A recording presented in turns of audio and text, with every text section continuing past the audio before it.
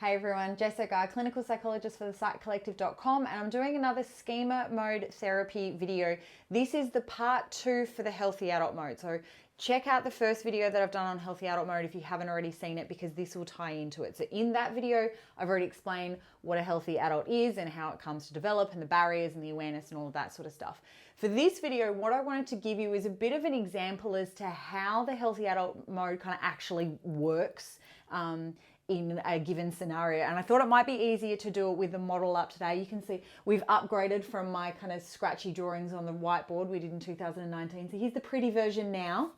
So I'm going to give you an example. I'm going to use something from my own life just to kind of explain how I kind of use schema mode therapy on myself, right?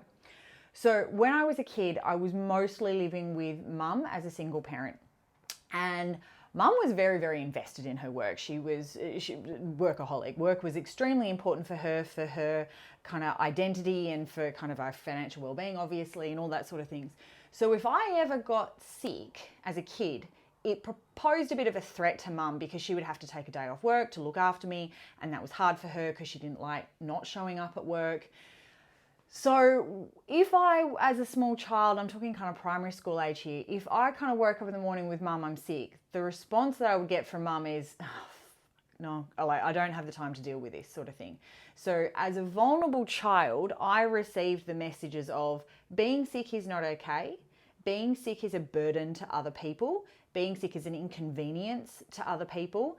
And sometimes I'd get the, are you really that sick, or are you just being too sensitive? Because I was a sensitive kid. So there was a little bit of kind of invalidation as to my own internal perception there, which as an adult makes me question, am I really sick or am I just being too dramatic?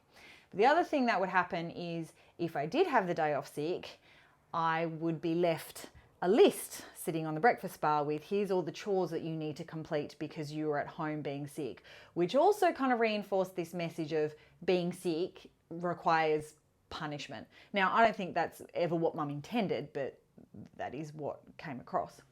So here I am kind of as a 35-year-old adult still being affected by this early learning. Now, I'm in a much better position now as to how I deal with this than I used to be kind of 10 years ago at the start of my career.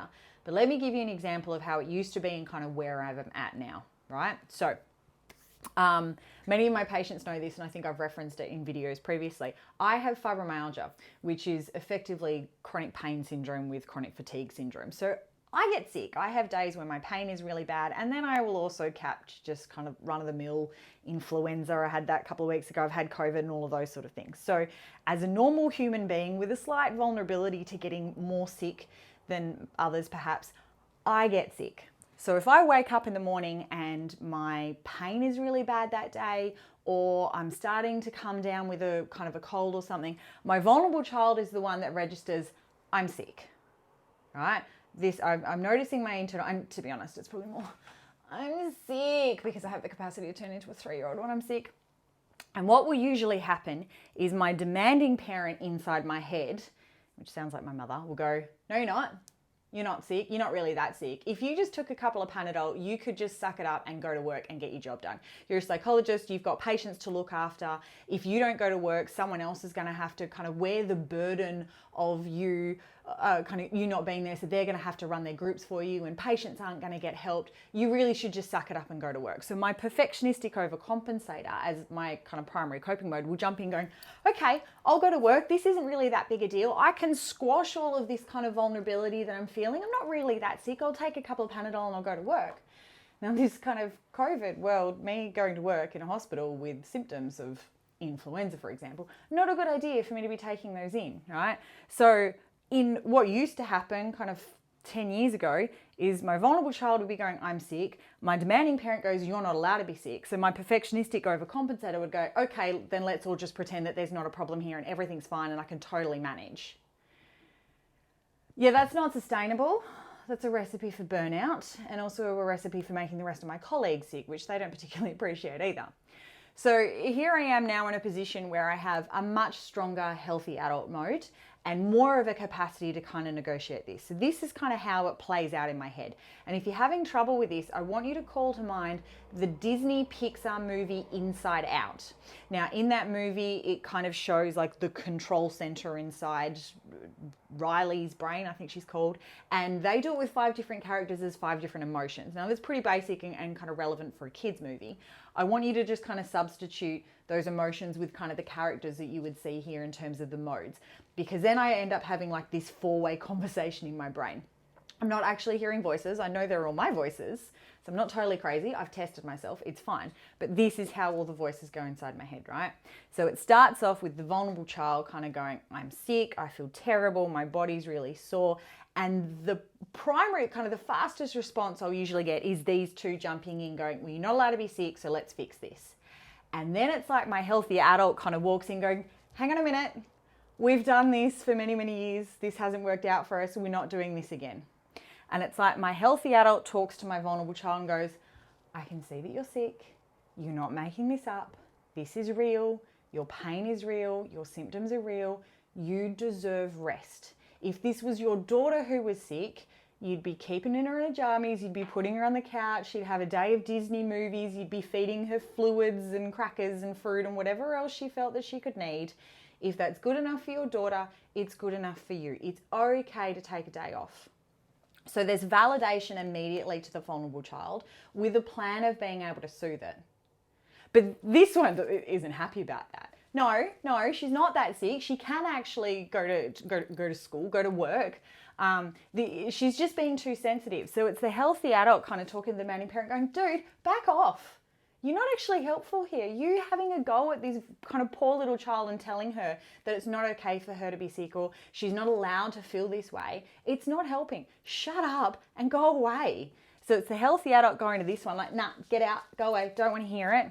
And then referring to this one going, at which point my perfectionistic overcompensator will start writing a list, right? So, okay, all right, well, if I'm going to have a day off sick, then the least I can do is log in and work from home, because I'm not kind of infecting anyone with my flu if I'm working from home, but I'm at least like contributing and I'm getting something done. And I think it comes from my ultimate vulnerability is no one will believe me, because that's kind of what happened early. And I don't hold any value if I'm not being productive, right? Because remember, I used to get a list left for me. So I am horrendous at being idle. The idea of just sit on the couch and have a veg day does not sit well with me. My healthy adult and I were still working on that.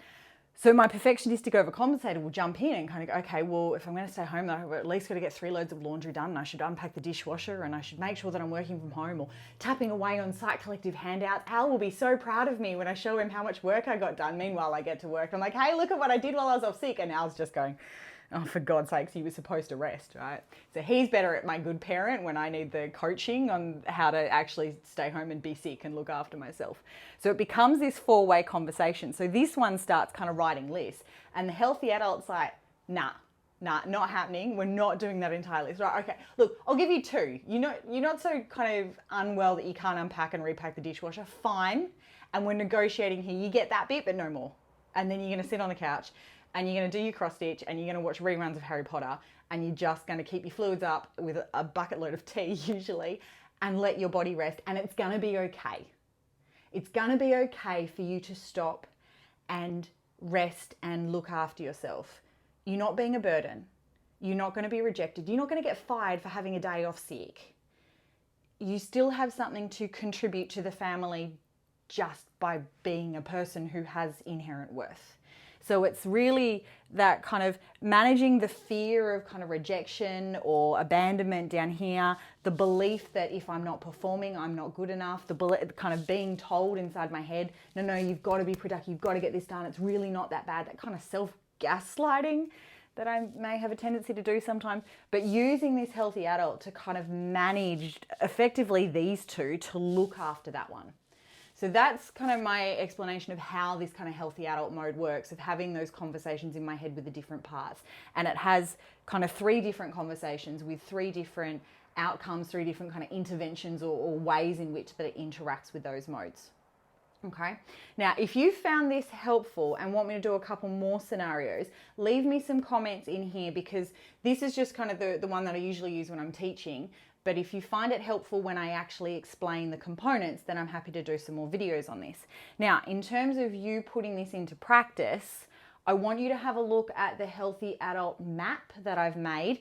It's in the Schema Mode Therapy Complete Set of Worksheets. So if you go to psychcollective.com, resources, under the Schema tab, you'll find this one. It is a paid resource. It's 60 pages PDF, and within that, I've given you a map. Now, I've given you the blank version for you to do yourself, but because this is quite complicated, I've also given you an example of what it might look like, or kind of what sort of things we would see in here.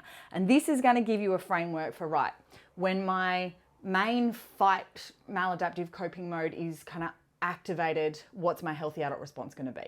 When my demanding parent is activated, what's my healthy response going to be? When my happy child is activated, what's my healthy response going to be? Which is to let it play and flourish, right? So having this will give you a bit of a kind of a meta cognitive framework for how you're actually going to apply the healthy adult. So there's an example in the book.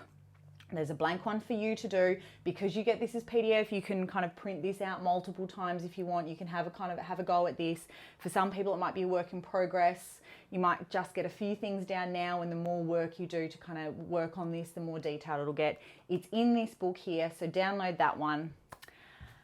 And I think that's it. So leave me a comment if you found this was helpful, if you want me to do some more scenarios, and we'll get to them next time. But for now, see you later.